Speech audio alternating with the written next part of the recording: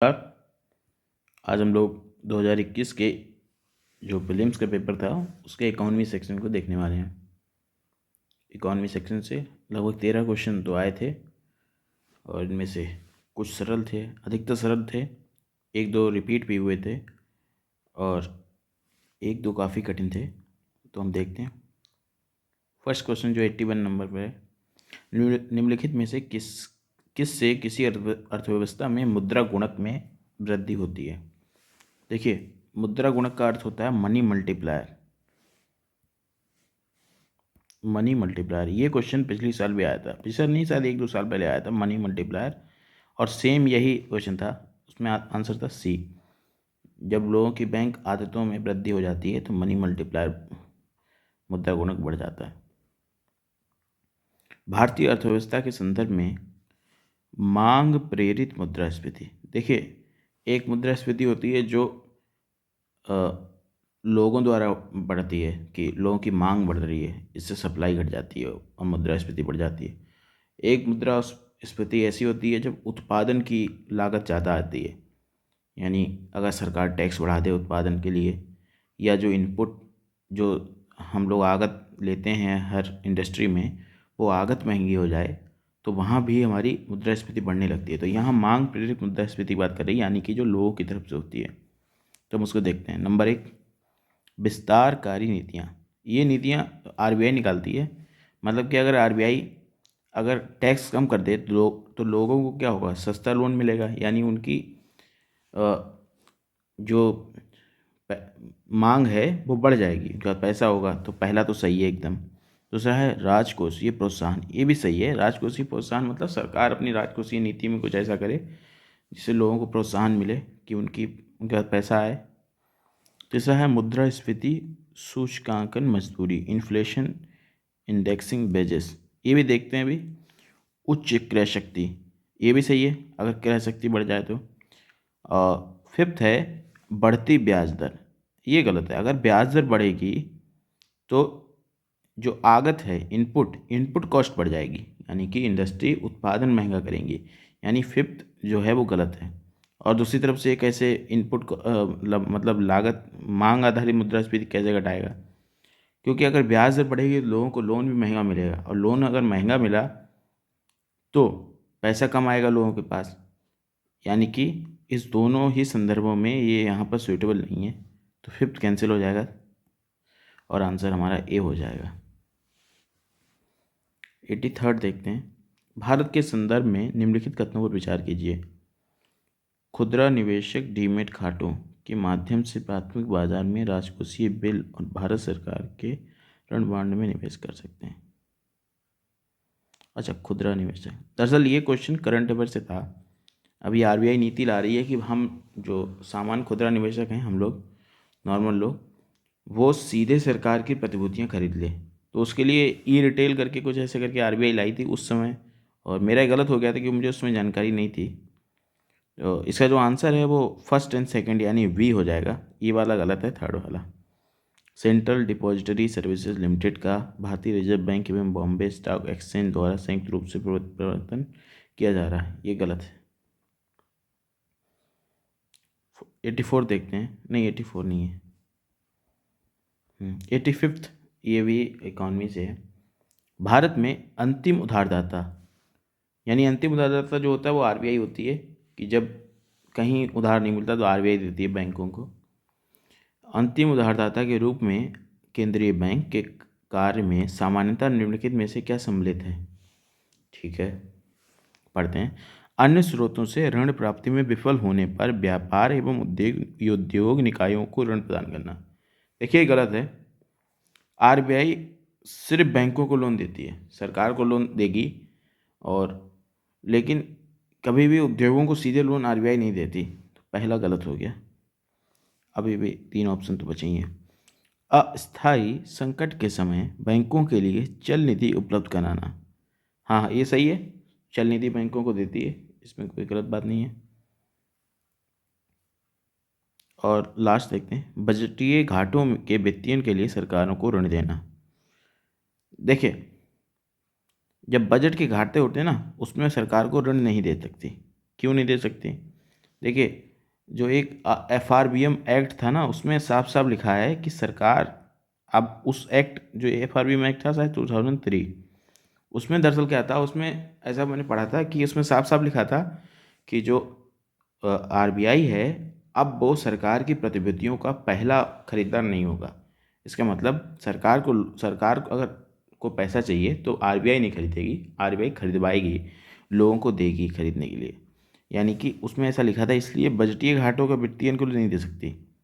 देखिए, base and mean advance करके 1997 से एक व्यवस्था लगी है, चल रही है। जब बजट आता है तो शुरू में जब पैसा नहीं होता, थोड़े समय के लिए सरकार से RBI लेती है पैसा, सरकार लेती है RBI से पैसा, लेकिन वो पैसा सरकार को वापस करना होता है RBI को। ऊपर से उसमें उसी पर लोन देना होता है जितना उसने यूज़ किया है। ठीक है, तो उस आधार पर सर इस ये यहाँ भी फिर भी सही नहीं होता कि बजटीय घाटों के व्यतीयन के लिए सरकार को ऋण देना, ऐसा नहीं है। तो सिर्फ सेकंड वाला सही हो जाएगा, 85 का बी। अगला देखते हैं 86, ये इकॉनमी का वैसे करंट अफेयर से। 87 ताम्रलिप्त भट्टी तेल, ओके। 89 ब्लू कार्बन, ये एनवायरनमेंट, अच्छा 90 बना गया। अब देखिए, केंद्र सरकार द्वारा RBI के गवर्नर की नियुक्ति की जाती है। ये क्वेश्चन अभी तो सही है, अभी मान ही लीजिए। ये दरअसल अब देखिए, पिछले अगर 2 साल का करंट अफेयर पढ़ा हो तो ये क्वेश्चन आराम से आदमी कर सकता है। देखिए, जब सरकार RBI से जो उसका एक्स्ट्रा मनी था ना वो मांग रही थी, उसमें डिबेट रहती थी कि सरकार का नियंत्रण RBI पर कितना है। तो उसमें एक नियम था, एक नियम कह रहे, एक RBI एक्ट जो है 1934, उसकी धारा जो 7 है, उस धारा 7 पे एक डिबेट रहती थी कि धारा 7 कहती है कि हम RBI सरकार जो है RBI को निर्देश दे सकती है। तो उसको अगर सही से पढ़ा था जिसने, उसका ये क्वेश्चन बहुत आराम से हो जाएगा। वैसे तो अंदाजा नहीं लगता। केंद्र सरकार द्वारा भारतीय रिजर्व बैंक के गवर्नर की नियुक्ति की जाती है।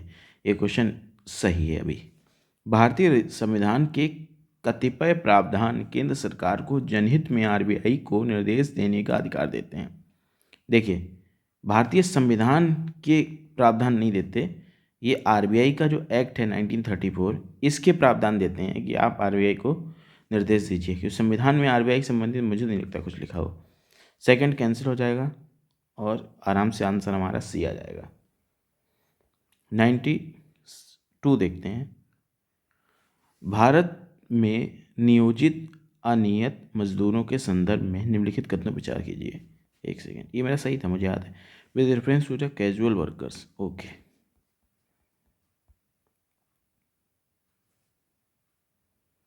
देखिए, यहाँ नियोजित पूछा है, अनियोजित नहीं। तो नियोजित वो वर्कर होते हैं जो किसी कंपनी में काम करते हैं और वो कंपनी के माध्यम से उन्हें नियमित पैसा मिलता है, ऐसा कहा गया है। और अगर हम 2 साल पहले इकोनॉमिक सर्वे की बात करें तो उसने तो जो GST के अंदर आता है उसको भी नियोजित वर्कर माना था। अब आगे देखते हैं। सभी अनियत मजदूर कर्मचारी भविष्य फंड के हकदार हैं। देखिए, ये क्वेश्चन करंट अफेयर के माध्यम से बनाया गया था। देखिए, करंट अफेयर डायरेक्ट नहीं था, लेकिन करंट अफेयर में क्या EPFO अभी जो एक्ट का संशोधन आया था शायद अभी 1 साल पहले, तो उस आधार पर कुछ EPFO शायद चल रहा था डिबेट करंट अफेयर में, उस आधार पर आया था। उस समय मैंने EPFO अच्छी तरह तैयार भी किया था। तो देखते हैं, सभी अनियत मजदूर कर्मचारी भविष्य निधि सुरक्षा के हकदार हैं। तो ये सही है, हकदार तो हैं ही, इसमें कोई ऐसा नहीं जरूर होना चाहिए, लेकिन हकदार तो हैं ही। फिर देखिए, सभी अनियत मजदूर नियमित कार्य समय एवं समयोपरि भुगतान के हकदार हैं। ये भी सही है। ये तो जनरलाइज्ड वे में देखा जाए तो सही होने की बात कही जा रही है। अगला देखिए, सरकार अधिसूचना के द्वारा यह निर्दिष्ट कर सकती है कि कोई प्रतिष्ठान या उद्योग केवल अपने बैंक खातों के माध्यम से मजदूरी या भुगतान करेगा। ये भी सही है, सरकार कह सकती है ना, और कह क्या सकती है, होता ही ऐसा। कैश में तो करते नहीं, ऊपर से बैंक खातों से ही करना पड़ता है। अगला देखिए 93, आर्थिक मंदी के समय निम्नलिखित में से कौन सा कदम उठाए जाने की सर्वाधिक संभावना होती है। देखिए, आर्थिक मंदी जब आती है ना तो डिमांड घट जाती है एकदम। तो उस आधार पर होता है कि, और इसने बोला कि उठाए जाने की सर्वाधिक संभावना, यानी ये चारों कदम वैलिड हो सकते हैं कि उठाए जाएं, और ज़रूरी भी नहीं कि उठाए जाएं, लेकिन सर्वाधिक कौन सा कदम उठाया जाना चाहिए। ठीक है, कर की दरों में कटौती के साथ साथ, कर की दरों में कटौती के साथ साथ ब्याज दर में वृद्धि करना। ब्याज दर में वृद्धि नहीं, ये तो नहीं होगा। सार्वजनिक परियोजनाओं पर व्यय में वृद्धि करना, देखिए ये हो सकता है, इससे लोगों के पास पैसा बढ़ेगा, लेकिन जरूरी नहीं कि यही हो। आगे देखते हैं, कर की दरों में वृद्धि के साथ साथ ब्याज दर में कमी करना, ये भी नहीं, जहाँ भी कर की दरें वृद्धि या ब्याज दर में वृद्धि हो, ये तो नहीं होगा, तो ये दोनों तो बिल्कुल नहीं होंगे। लास्ट देखिए, सार्वजनिक परियोजनाओं पर व्यय में कमी करना, सार्वजनिक परियोजनाओं में वृद्धि कमी करना, तो ये भी गलत हो जाएगा। आंसर यही है, बी वाला। सार्वजनिक परियोजनाएं वो होती हैं जो जनता को किसी तरह राहत देती हैं, या तो पैसे के माध्यम से हो सकती हैं, या उसको खाद्यान्न उद्यान दिया जाए, तो वो सही है, वही बी आंसर होगा। 94 देखिए, अन्य बातें अपरिवर्तित रहने पर भी किसी, ये माइक्रो इकोनॉमिक टॉपिक से आ गया एक क्वेश्चन फिर से। माइक्रो, अन्य बातें अपरिवर्तित रहने पर भी किसी वस्तु के लिए बाजार मांग बढ़ सकती है।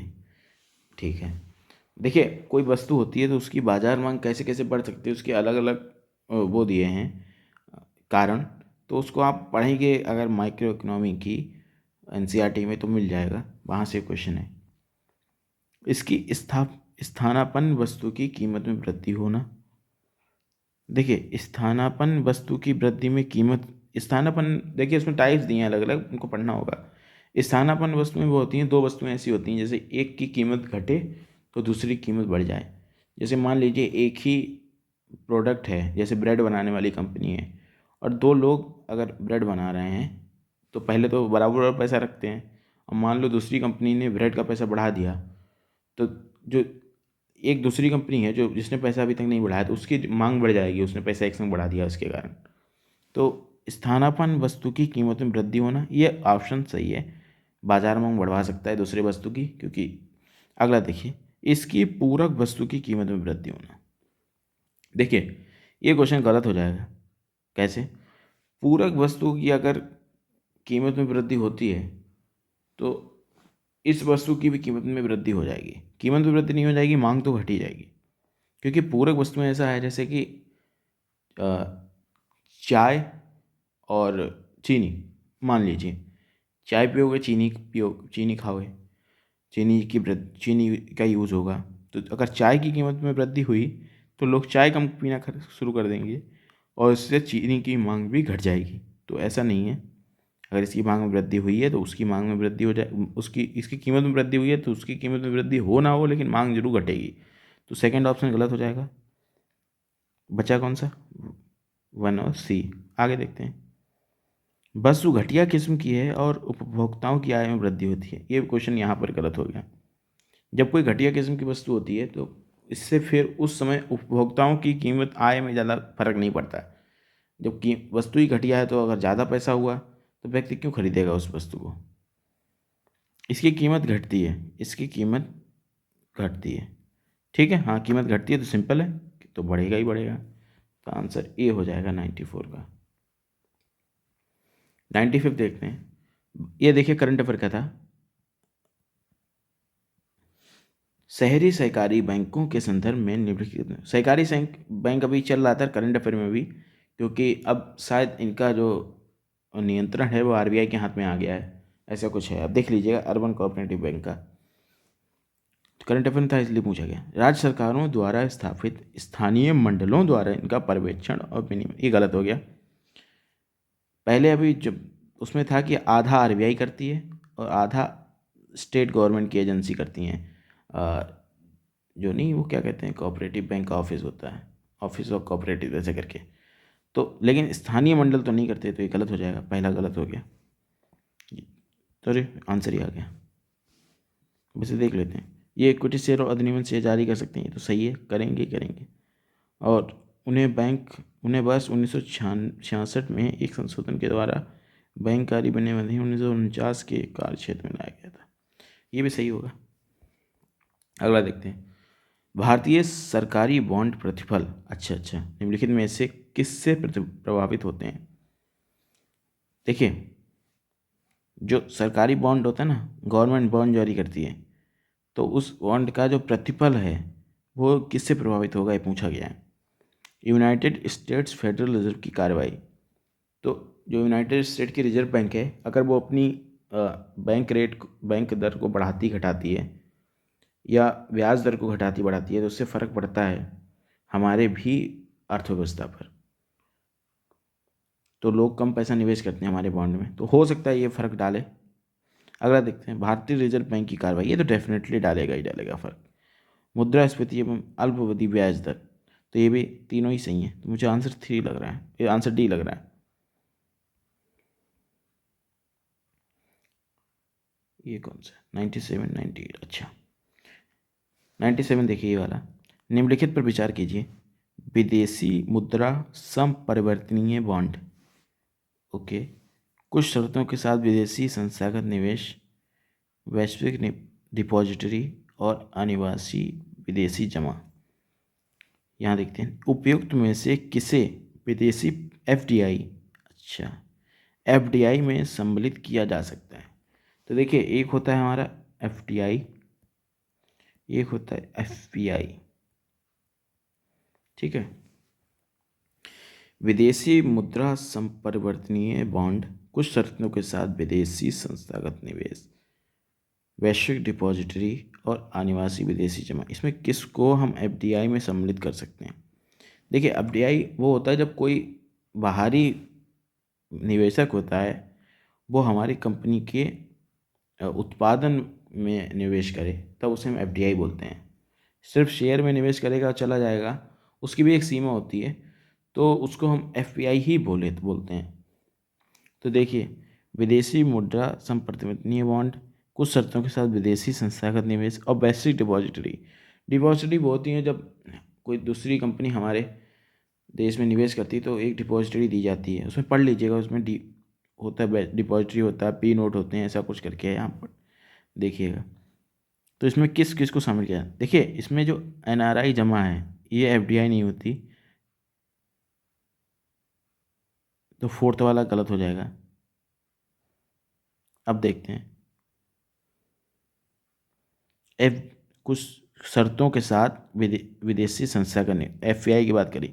हाँ, तो देखिए, कुछ शर्तें होती हैं उसमें कि इतनी परसेंट से ज़्यादा, इतना परसेंट से ज़्यादा होगा या इतना परसेंट से ज़्यादा होगा तो वो एफडीआई बन जाएगा। तो ये हो सकता है, तो इसका आंसर हो जाएगा ए। किसी मुद्रा के अवमूल्यन का प्रभाव यह है कि वह अनिवार्य रूप से, याद रखना, अनिवार्य रूप से, देखिए ये डिबेट रहती है कि चीन अधिकतर अपनी मुद्रा का जो मूल्य है वो जानबूझ के घटाता है, जिससे उसकी वस्तुओं का जो निर्यात है वो बढ़ सके, दूसरे देशों में वो सस्ती हो सके और ज़्यादा कंपटीशन दे सके वो दूसरे देशों की वस्तुओं को। तो उससे यही पूछा गया है कि अगर हम या कोई भी किसी मुद्रा का अवमूल्यन किया जाता है तो उससे क्या फ़र्क पड़ता है। नंबर देखिए, पहला, अनिवार्य रूप से विदेशी बाजारों में घरेलू निर्यातों की प्रतिस्पर्धा, देखिए हाँ सही है, विदेशी बाजार में घरेलू जो निर्यात होता है उसकी प्रतिस्पर्धा बढ़ जाती है, एकदम सही है। दूसरा देखिए, घरेलू मुद्रा के विदेशी मूल्य को बढ़ाता है, घरेलू मुद्रा के विदेशी मूल्य को बढ़ाता है, ये देखिए सही नहीं हो भी सकता है, नहीं हो सकता है, क्योंकि डिपेंड करता है। अगला देखिए, व्यापार संतुलन में सुधार लाता है, देखिए व्यापार संतुलन में सुधार ला भी सकता है और नहीं भी ला सकता है, तो ये थर्ड तो नहीं होगा। जरूरी नहीं कि सुधार आ ही जाए, तुम ज़्यादा कम कर दोगे तो हो सकता है घाटा भी आ जाए। और घरेलू मुद्रा के विदेशी मूल्य को बढ़ाता है, ये भी नहीं, फिक्स नहीं है ना, हो भी सकता है, नहीं भी हो सकता है, उस तरह से है।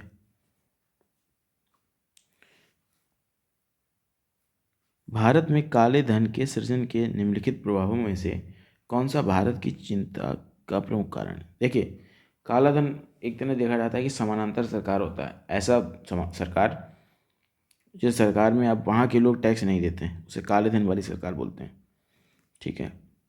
स्थावर संपदा के क्रय और विलासिता युक्त आवास में निवेश के लिए संसाधनों का अपयोजन, ओके। अनुत्पादक गतिविधियों में निवेश और जवाहरात, गहने, सोना इत्यादि क्रय, ये देखो ये भी हो सकता है, पर सरकार की चिंता का सबसे प्रमुख कारण क्या है? राजनीतिक दलों को बड़े चंदे और क्षेत्रफल का विकास, ये सभी चिंताएं हैं तीनों, लेकिन ये प्रमुख कारण नहीं है। प्रमुख कारण है ये कर अपवंचन के कारण राजकोष में राजस्व की हानि, यही सबसे पहला प्रमुख कारण है। ये भी चिंताएं हैं पर इतनी बड़ी नहीं, जितनी बड़ी ये है कि कर अपवंचन बढ़ जाता है। अगला देखते हैं 100, निम्नलिखित में से कौन सा अपने प्रभाव में सर्वाधिक मुद्रास्फीति कारक हो सकता है? सर्वाधिक मुद्रा, ये रिपीट हुआ है क्वेश्चन, मैंने कहा था 2 क्वेश्चन रिपीट हुए हैं, ये भी क्वेश्चन रिपीट हुआ है। अब ये नहीं पता मुझे कितने साल पहले आया था, लेकिन क्वेश्चन सेम यही क्वेश्चन आया था कि मुद्रास्फीति तो बढ़ जाएगी, लेकिन ऐसा क्या है जो सबसे ज़्यादा मुद्रास्फीति बढ़ाएगा? देखते हैं, सार्वजनिक ऋण की चुकौती, ठीक है। अगला देखिए, बजट घाटे के वित्तीयन के लिए जनता से उधार लेना, यह भी होता है कि जनता से उधार ले सरकार, जनता पास पैसा नहीं रह जाएगा। बजट घाटे के वित्तीयन के लिए बैंकों से उधार लेना, अब बैंकों से सरकार उधार ले रही। अगला देखिए, बजट घाटों के वित्तीयन के लिए नई मुद्रा का सृजन करना, यही सबसे ज़्यादा मुद्रास्फीतिकारी होगा, क्योंकि एक तरह से मार्केट में नई मुद्रा ही आ गई है बहुत ज़्यादा। तो ये 100 तक क्वेश्चन हो गए।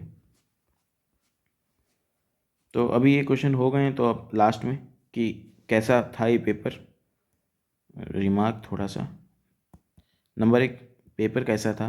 तो देखिए, पेपर लगभग 19 क्वेश्चन हम लोगों ने करें, अब नहीं 19 नहीं, कितने 13 क्वेश्चन थे ना? हाँ, 13 क्वेश्चन अभी हम लोगों ने किए हैं जो इकोनॉमी से सीधे सीधे जोड़ के हैं। 1-2 क्वेश्चन और जोड़े जा सकते हैं, पर 13 क्वेश्चन में अगर हम सिर्फ 2 क्वेश्चन को देख लें तो वो बहुत कठिन है। और जो 11 क्वेश्चन हैं इसमें से ईजी भी हैं, 2 तो रिपीट हो गए हैं, तो ये आराम से किए जा सकते हैं। इसके लिए आपको अच्छी समझ चाहिए, अच्छी समझ। अच्छी समझ क्यों चाहिए? क्योंकि बहुत बार क्या है ना कि कारण तो सारे हैं, लेकिन सबसे ज़्यादा कारण कौन सा है, ऐसे। तो अगर अच्छी समझ अगर इकॉनमी में है तो आप लगभग 13 में 11 क्वेश्चन तो सही कराएंगे, और यही मेरे भी सही हुए थे। और इसके बाद की ट्रेंड क्या है? ट्रेंड देखिए, ट्रेंड सेम ही है, क्योंकि भाई ऐसे 13-14 क्वेश्चन 15 क्वेश्चन आते हैं हर साल, और कुछ बहुत ही सरल होते हैं, और इकॉनमी का यही चल रहा है लंबे समय से। कभी कभी उनका मूड हो जाता है तो माइक्रो इकोनॉमी में से एक एक क्वेश्चन पूछ देते हैं, जैसे एक बार ट्रेजरी बिल जोड़ दिया था। तो ऐसा ही है, ट्रेंड ट्रेंड सेम रहता है। तो यानी अगर सेम चीज़ पढ़ते रहेंगे तो इकॉनमी पेपर लगातार ऐसा ही होता रहेगा। अब लास्ट में आता है कि क्या पढ़ना चाहिए, क्या रणनीति होना चाहिए। तो मेरे हिसाब से अगर जो एनसीईआरटीज़ हैं वो पढ़ लें, 3 हैं शायद, 11 12th की, नहीं 11th की 1 है और 12th की 2 हैं, माइक्रो माइक्रो करके। इन तीनों को पढ़ लें तो बहुत अच्छा होगा, समझ लें। और नहीं तो मनोल सर की वीडियोस दे सकते हैं जो फ्री में भी मिलती हैं शायद, टेलीग्राम पर, लेकिन अगर अनअकैडमी से देखें तो वहाँ से भी देख सकते हैं। ये वीडियो लगभग उनकी 58 है, मैंने भी यही देखी थी, और बहुत अच्छी समझ विकसित कर देती हैं इकॉनमी को लेके। तो ये यही था इकॉनमी। वीडियो फिर से 23 मिनट का हो चुका है, लगभग 24 हो जाएगा, और डिस्कस करो तो इतना बड़ा वीडियो तो बनता ही है।